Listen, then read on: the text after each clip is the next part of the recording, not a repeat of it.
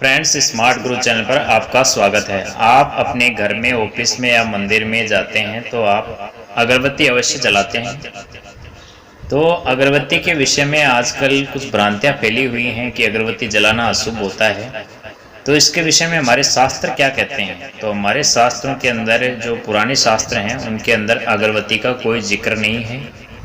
हमारे शास्त्रों के अंदर धूप का जिक्र आता है। हमारे ऋषि मुनि जो थे, जो औषधीय पादप होते हैं, जो उनके पत्ते होते थे, उनकी जड़ें होती थी, उनको कूट पीस करके एक मिश्रण तैयार करते थे और उसको कंडे के ऊपर, जो छाना जिसको बोलते हैं, उसको उसके ऊपर रख करके जलाते थे, चारों तरफ घुमाते थे और एक खुशबूनुमा माहौल तैयार करते थे।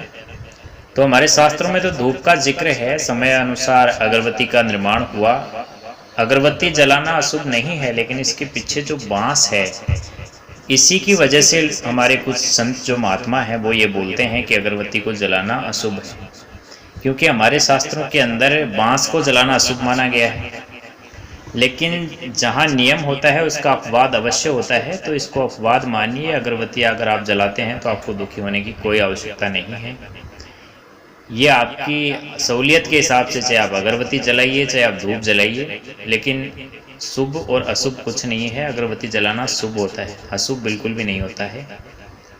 बाकी आजकल मार्केट के अंदर धूप भी आ गई है। अगर आपको ये शंका रहती है, आपके मन के अंदर ये घृणा आ गई कि अगरबत्ती अशुभ होता है, तो आप धूप जला सकते हैं। मार्केट के अंदर धूप भी है, लेकिन शास्त्रों के हिसाब से इस तरह का कोई भी कहीं लिखावट नहीं है कि अगरबत्ती जलाना अशुभ होता है।